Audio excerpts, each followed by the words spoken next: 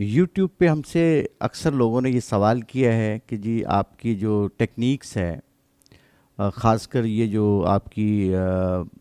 Magic بال کی جو technique ہے، اس میں کوئی اتنی بات ہماری سمجھ میں نہیں آتی، اور بہت سے انہوں نے سوال کیے اس پہ کہ یہ کس طرح کام کرتا ہے، اس کی ڈائریکشن کیسی ہونی چاہیے، اور اس میں کتنے اس میں کوائنس کتنے ہونے چاہیے، اور خاص کر اس کے اندر جو میگنیٹ ہے وہ کتنا بڑا ہونا چاہیے۔ تو یہ بہت سے سوال کیے، تو میں آج چاہ رہا تھا کہ اس کو بہت ہی اچھے طریقے سے آپ لوگوں کو بات بتائی جائے کہ یہ کام کیسے کرتا ہے۔ بنیادی طور پہ یہ جو ساری ٹیکنیک ہے یہ لا آف اٹریکشن کی ٹیکنیک ہے، کیونکہ لا آف فوکس جو ہمارا ہوتا ہے اس کے اوپر ہے کہ ہم کس چیز کو فوکس کر رہے ہیں۔ اور جو سب سے اہم چیز یہ ہے کہ ہمارے جو برین ہے اس میں سے جو الیکٹرو میگنیٹک ویوز نکلتی ہیں وہ کس طرح سے کام کرتی ہیں، اور جب ہم کوئی بھی چیز کو فوکس کرنا چاہتے ہیں تو وہ فوکس کے بعد اس کے اوپر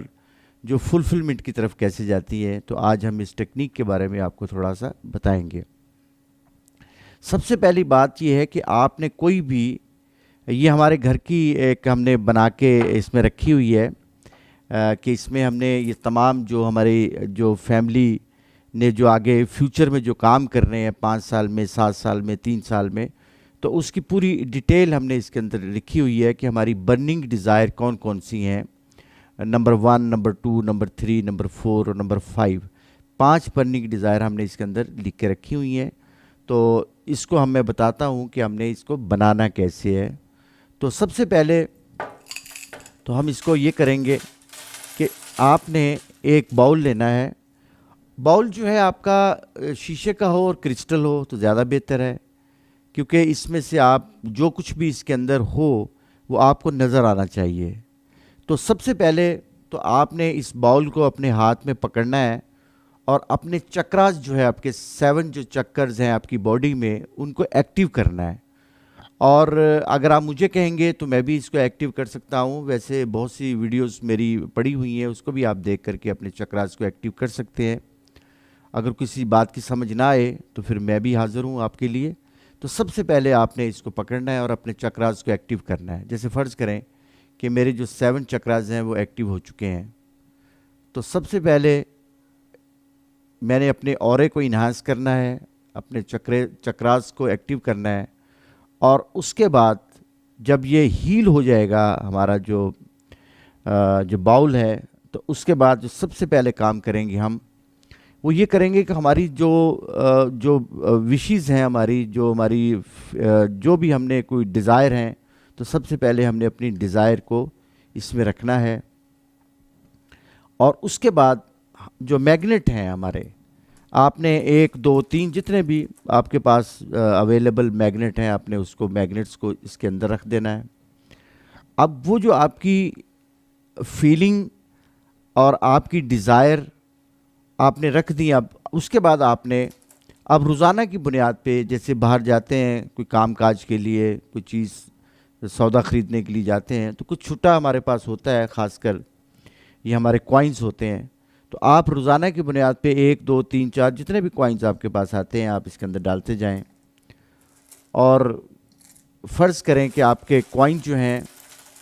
وہ اتنے ہو گئے ہیں یا اس سے بھی زیادہ ہو گئے ہیں،